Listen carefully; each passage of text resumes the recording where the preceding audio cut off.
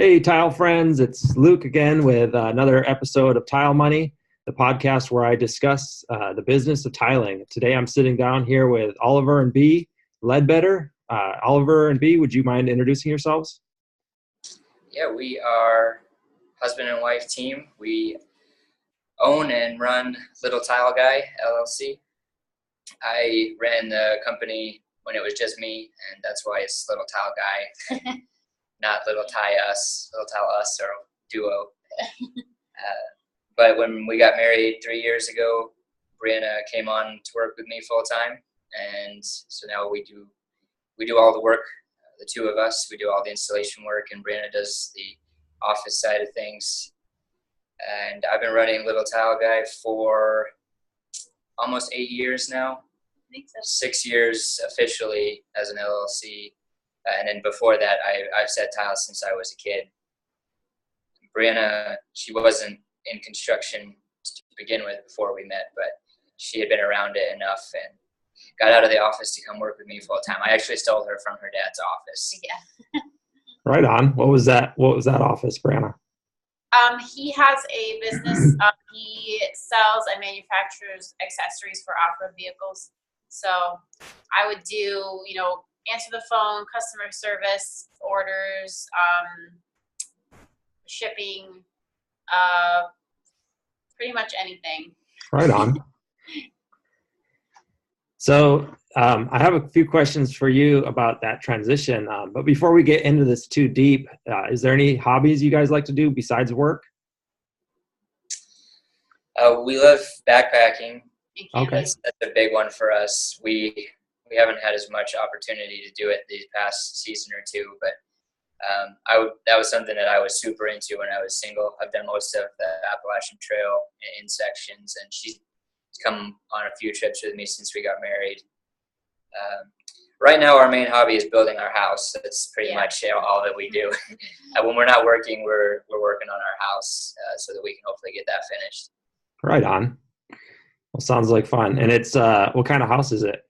It's a tiny house. It's a 8-foot by 16-foot car hauler. Okay. We have a loft. We're actually sitting in it right now. So unfortunately, you can see that it's still got some work to do. Right on. Well, progress is being made. That's great. And you guys are in Western North Carolina? Is that right? Yep. Yeah, we're in the foothills of the Blue Ridge Parkway. So we're about half an hour away from Asheville. Okay. So I've got to ask, your branding is, it's always really nice to see good branding, and yours is Little Tile Guy. Has that, helped your company grow and get established? I mean, it's an easy name to remember. Yeah, definitely. Yeah. Well, I actually didn't come up with it. I had a different name picked out when I first started out, and once I was on my own, most of the builders and the designers, my name is Oliver. It's not hard to remember, but most people would just remember me as the Little Tile Guy, and that's how they would ask for me. I would hear it, so I just decided to run with it. It is easy to remember, and people usually get a smile out of it when they realize who I am and that my dad's not coming. It's actually me that's going to do the tile work. And I think the branding has really helped us kind of stand out from our competitors, because we've noticed that there are a lot of people that we, do work alongside with that also have their own tile business, but they don't really advertise at all. So like their truck, they don't have any, stickers on their truck. They don't really have any shirts. So when you see them, you wouldn't really know that they're doing tile. So a couple of people have said to us, especially like the shops we've worked with or the designers, like it's really cool that you guys actually put it out there that, you install tile. So we're very recognizable wherever we go. And I think it adds a level of professional, definitely. To your company, no matter how big it changes you from being someone that does tile as well as other things to obviously this is their focus because that's what their logo is based on, that's what their brand is based on, and especially as a small company with a website and links to social media that is actually updated and kept up with, it helps you to have a presence that's much larger than just one or two people. Mm-hmm. even though that's all we are. Yeah. So it feels like a professional company. It's, you're committed to the company. People recognize your brand when you pull up, when you're driving around town in your truck. That's sounds like, I believe I've seen your truck. It has a nice, the red and black logo on it, correct? Yeah, and we don't put our name or our number on any of our branding. Okay. So it's more often that, because I don't feel like many people will actually stop you in the store and ask to take a picture of your shirt to have your number. It's more likely that they're just going to ask you for your number, and if you have a card or something you can give them, it's more likely that in the course of word of mouth, as they talk with their other friends or whoever might be looking for tile work, they'll remember more just that they've seen your truck or they've seen someone at Home Depot with that shirt on. So it gives you a lot more feasibility, I guess, maybe in their minds, like, oh yeah, I've seen that brand, so I know they're active in my area, and it just gives them a little bit more presence of mind right off the bat. And then if they go to your website and they see that someone has spent some time on that, you have good reviews, I think it makes a huge difference, because people will spend so much time researching that kind of thing before they ever make a phone call these days, I feel like. Yeah, for sure. And I like to, because of your unique name, you also have the domain name littletileguy.com. Yeah. Which for me, Miller Tile and Stone, it was impossible to find that domain name. So. Oh yeah. Okay. Yeah, that one's a little bit less common. We definitely got fortunate with that one. There is actually a gentleman by the name of Little. Okay. And I think he does have a website. It's on the first page of search. So that was the only one that was even close, though. So with only 2 people even close to the same name, we got fortunate with that one. It makes a big difference, though, not to have to give someone something that's going to be hard for them to remember. Yeah, for sure. We're able to just tell them Little Tile Guy, and then if you add, Gmail, that's our address. If you add .com, that's our website. That's our hashtag. That's our @link. Everything is the same. Makes it easy for people to network in between all of your things that you have available for them to see. Very uniform. Yeah, for sure. So, Breanna, back to you a little bit. So you've been working with tile for several years now. Was that transition hard, getting out of the office and with your hands? Are you a helper or installing some stuff, or? Yeah, I mostly just help. Make sure that he's got plenty of tile, mix the mud, run cuts. If he needs me to run out, and grab something. But yeah, most of the time we're working side by side throughout the day.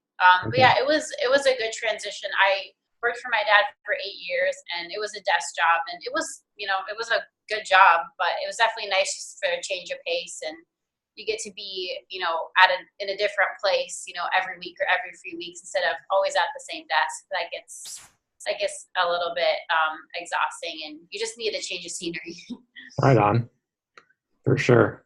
Well, She's been an awesome helper too in learning to take her time and get things the way that I ask her to do it.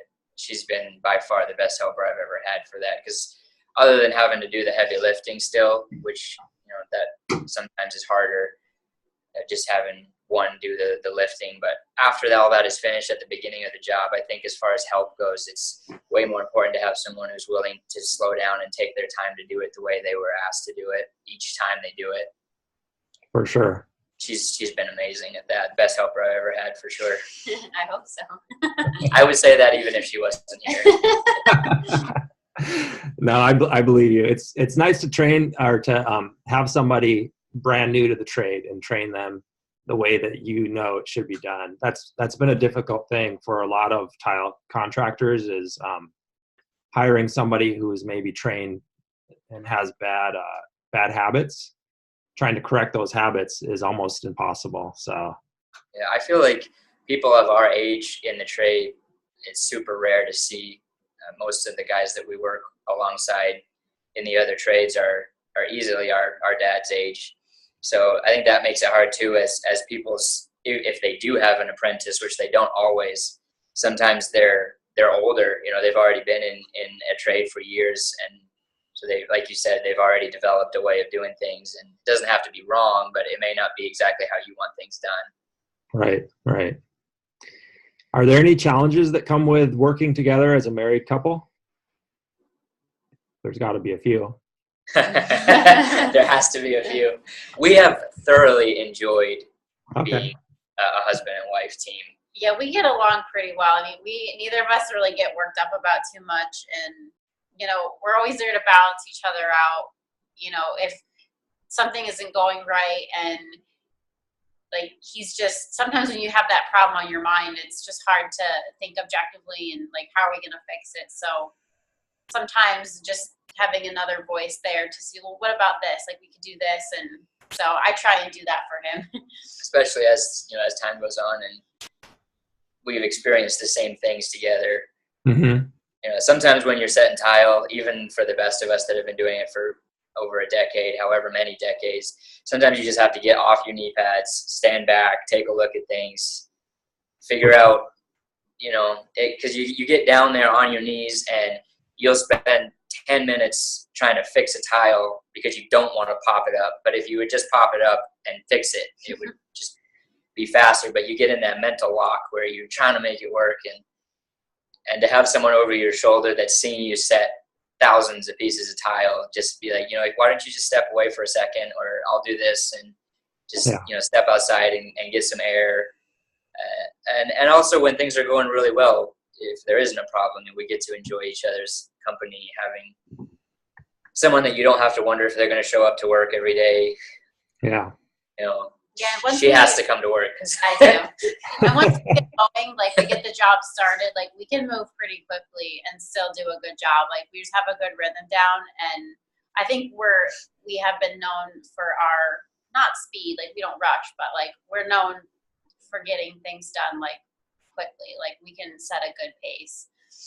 That's great. It sounds like a lot of positives. I like the fact that, being, partners together in the business as well as working together, you're both unified and you both have that, objective in mind. Whereas sometimes, a helper, his objective is just to get to 4 o'clock or 5 o'clock or whatever. Yeah. That's kind of unique. I guess it's not something everybody gets to have, just that you are both working for the exact same goal, not just a similar goal. And if we're making money, it's for both of us. It's for our business. We return a lot of our money into our business because it's both of, it represents both of us. Yeah, I mean, and we have our days where we'll just get a little bit annoyed with each other, but I mean, we both of us are very just like level-headed people, and like we get over things pretty quick. Yeah, and she's learned too what some things are harder. Like sometimes your fuse can become a little shorter when you're working with rectified edge tile that's not cooperating, and it can build throughout the day. And you learn when to give each other a little bit of space, because we're together pretty much 24/7. Even if we're not working, we don't spend much time apart. So even though it's only been 3 years for us, which isn't much, I know, compared to a lot of people, we just learned to really accomplish something together. You have to give and take, and that sounds kind of cliche, doesn't it? It works even on site, and that's something I don't think you get from a lot of helpers, especially and it's something that I was taught since I started at such a young age in tile, that it has become even rarer than it was back then to find help, that they'll come and they'll stay late just because things need to get finished. Mm-hmm. Their first question is not about how much extra they're going to get paid. They realize this is taking longer than it was supposed to. We all need to pitch in and figure out how to get this finished. We're going to stay, we're going to get it done, and then we're going to go home. Helpers, like you said, that aren't just looking for 4 o'clock, that are interested in actually getting the job finished and moving on to the next one and creating a reputation for themselves. Yeah. Unfortunately, not realizing that would be the fastest way to get more money. Yeah, we had some other people come in and help us though, and we did really good. Like we had good people helping us out. We have had some temporary work that they've worked really hard for us. Okay, well that's good. So what kind of projects are you doing? Is it mainly like remodel work or just a little bit of everything? A little bit of everything, with the exception of commercial. We've only done a few We did a historical restoration when we were still in Vermont of an old bank building. That was more commercial style work, residential by far, but a pretty even new construction remodel. Yeah.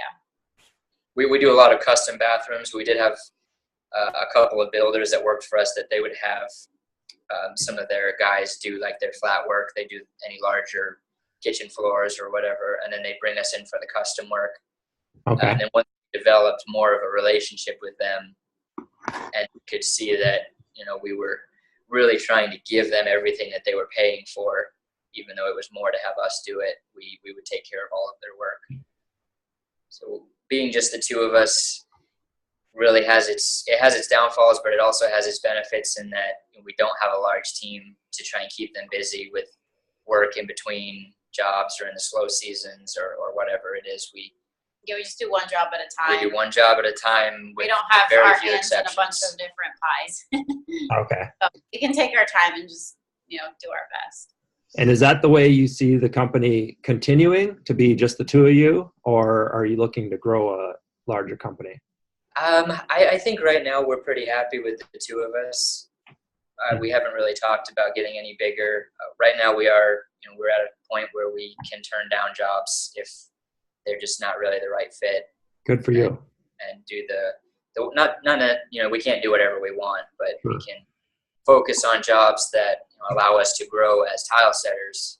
So we're growing. We're trying to keep up with all of our education. We go to any of the events that we can, trying to grow our knowledge and our ability as a company. But as far as taking on more people, I feel like that comes with its own difficulties. Sometimes it's worth it. It's a trade-off. Sure. Well, it sounds like you've definitely found a niche that is something that you're happy in. And the reason I kind of asked that question and posed that is, I think a lot of us need to realize, there's nothing wrong with staying small or growing large, and it's whatever you're comfortable with, and that can evolve or change as we grow older and stuff. But for the most part, I think as I've grown my company and downsized and played with different models, I think one of the things I've realized is just to be comfortable and to be kind of happy and where you're at is really important. Yeah, it is a delicate balance, and you need that drive to improve and to continue to do better. But you can take yourself down a path that requires you have to commit to it. There's not really a space for like the medium-sized company really in construction. It seems like you either have to stay small and be committed to that, or you have to be committed to growing to the point where it can self-sustain. Yep. And sometimes there's an awkward phase in the middle that it really requires a huge amount of your time and effort to keep it going. Yeah, that was happening when we decided to take on some extra help. It was too much for just the two of us, but it wasn't enough to have a lot of help, if that makes any sense. Sure, Because definitely. paying someone to help us was definitely eating into the profit, but we weren't able to do it all ourselves. So I think just staying on the smaller end, that just for us, that works really well. Yeah. And I like what you said too, about the fact that you're growing. Growth comes in a variety of ways. Obviously, it doesn't just mean expansion as far as bodies or employees. It can also be, like you said, you're going to trade shows, you're growing in your knowledge, and you're growing in the projects that you want, so that's pretty valuable too, valuable information. Yeah, I know that's something that was really important to the generations before us in the trade, being able to give the best product that they could with what they had.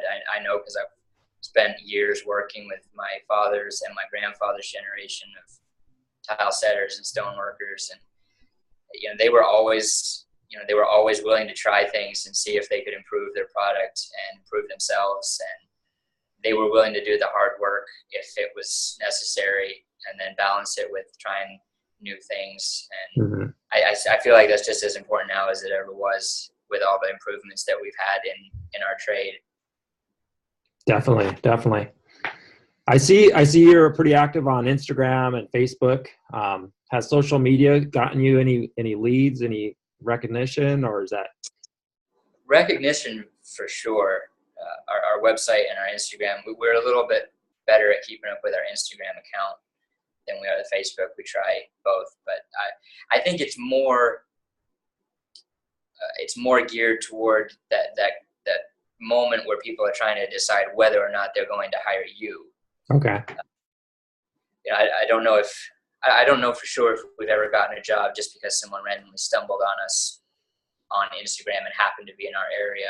But when people see your brand or they hear your name and they're able to very quickly, just from their phone, back up your validity as a company, I think that is huge. We've had plenty of people tell us that they think our website is really well done, that they use the Instagram to see the quality of our work. I personally use my Instagram profile where you can look back at all of your posts. I use that all the time when we're on site talking to clients. Yeah. And they say, hey, I was thinking about this, and to be able to say, oh, I have a picture. We've already done that before. Let me show you how it looks. Yeah. And then you may say, well, here's another idea you could do in the same space. Here's another picture that I did of that. That has helped. Yeah, huge. We do that all the time. Yeah, for sure. And we have a house account. I'm not like a huge fan of that website for my personal use, but people do use it, so I try and keep up with it. And after we finish a job, I always send the customer an email being like, hey, can you leave us a review? Because a lot of people will ask if you have references. So that's a good way to have references. Yeah. A lot of our jobs, sometimes the people will ask, like, people are getting more aware of how that works. So they'll ask, is there a way that we can support you, like a way to leave a review? Right. And so it's nice to have at least one, if not multiple outlets, like a Google business page and a house account where people can do that. And so after every job, you're emailing them asking for reviews on which platforms?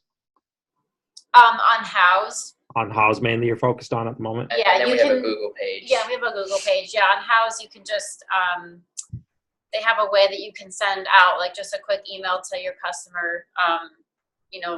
I think the email will say, little tile guy is, asking you if you can leave them a review. And it has a link so they don't have to find it. They just click on it. Yeah. And then it takes them to where they can write it. It makes it super easy for them. Some people don't leave a review. Yeah, because maybe they're just not into using the computer too much. But yeah, we do. People usually leave a review. How many reviews have you had approximately? I'm not sure. I have to check. There's a couple on there. Yeah, not as many as I would like, but enough. Yeah, there's a couple. We have some on there I know from builders that we work with regularly. Okay. They've left us some reviews to let people know that they continue to use us because they're happy with the quality that we gave them. And we try really, really hard to protect our reputation and our friendship with the builders that we work for regularly. Nice. Yeah, I found House to be a pretty good business-to-business connectivity site, reaching out to builders in the local area and introducing myself.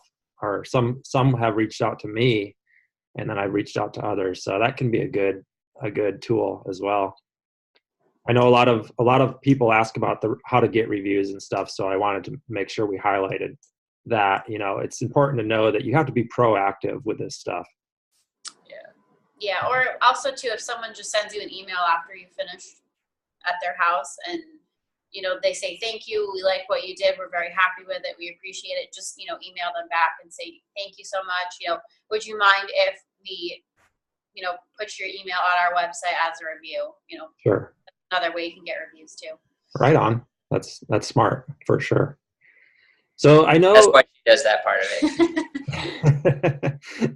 it. Leave the technical stuff to her, huh? Play to your strengths is an easier way to, or it makes me feel better. That's good. For sure. Oh, it's smart too. I know you guys have done some volunteer work. You were in Puerto Rico for how long? A few months or? It was 7 months. Yeah. Wow.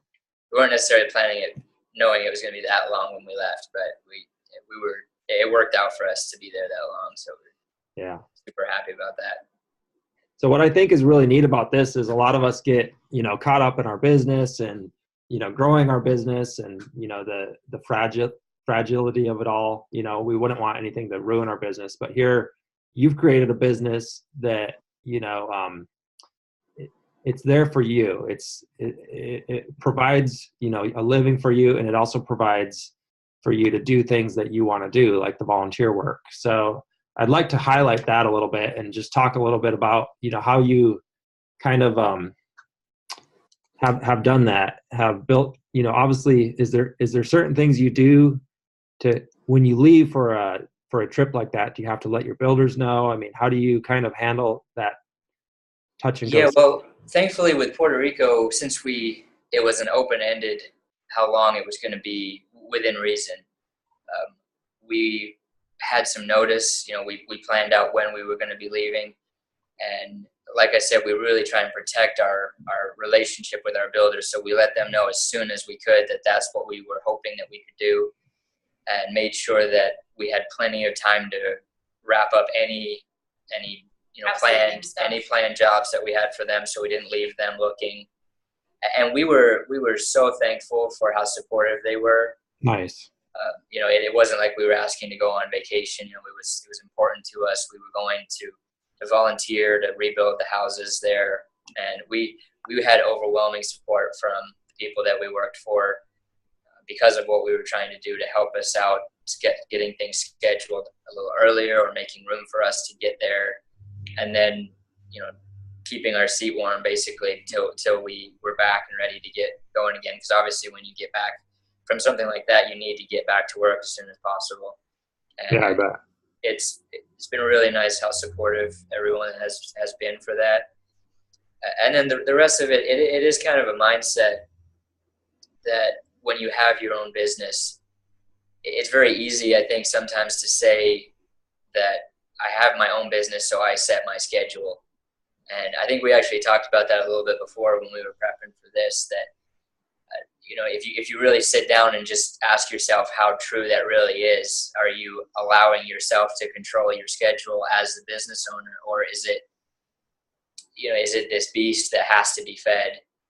And if it is that what you want? Is that why you started your own company?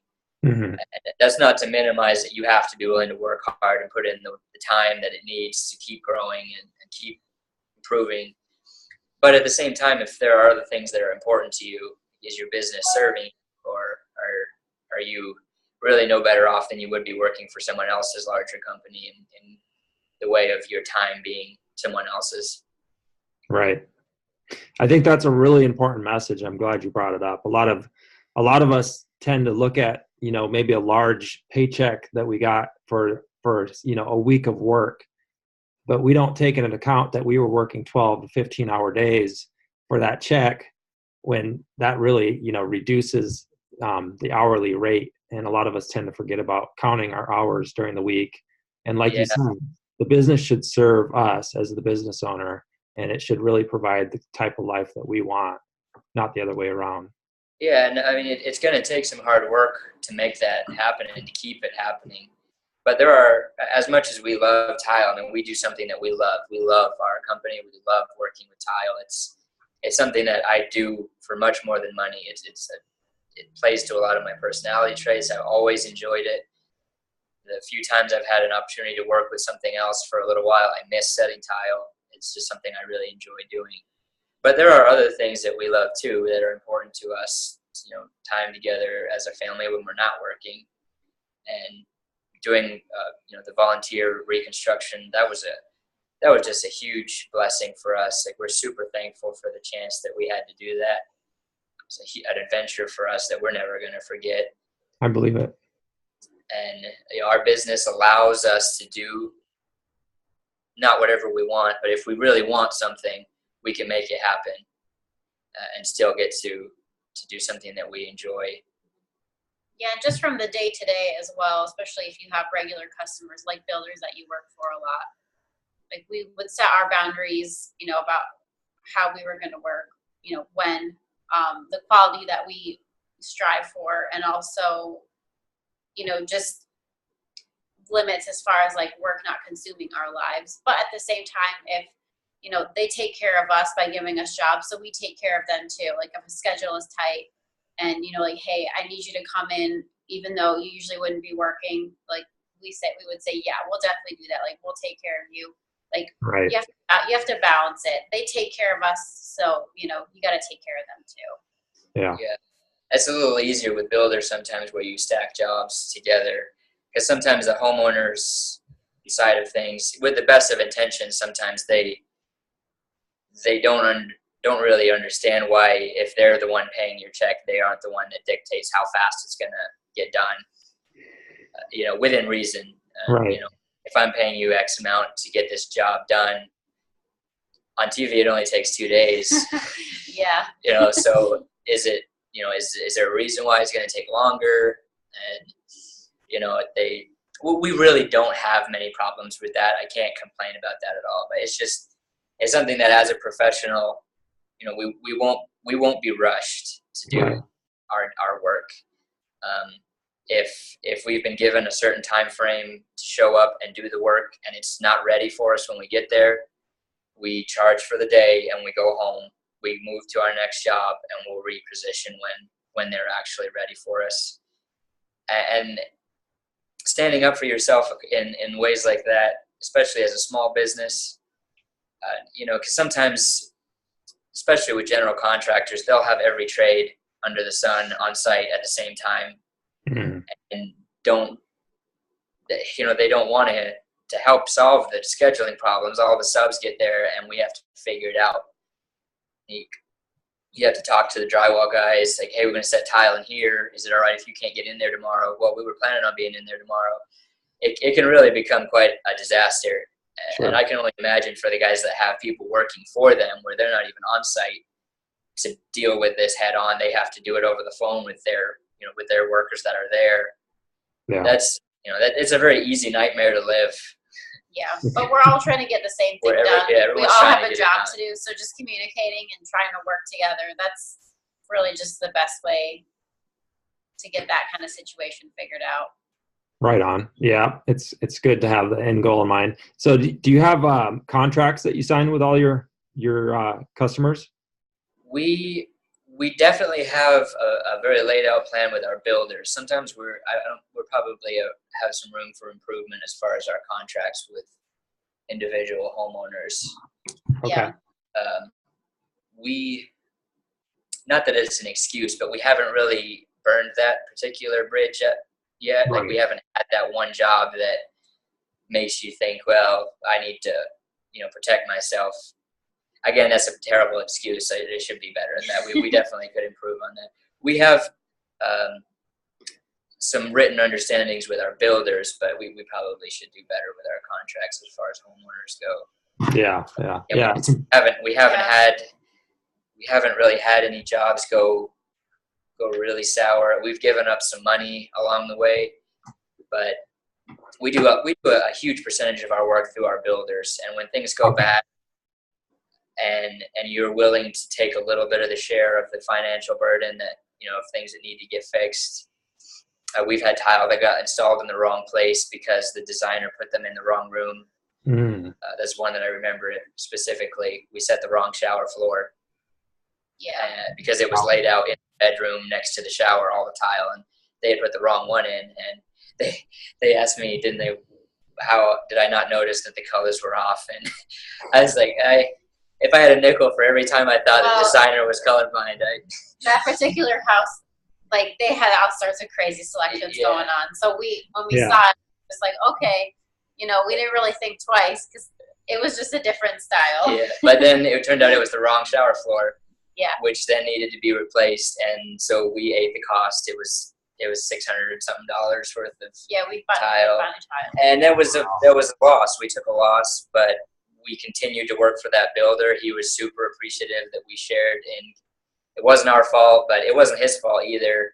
It's definitely not the homeowner's fault, so they're not going to pay again.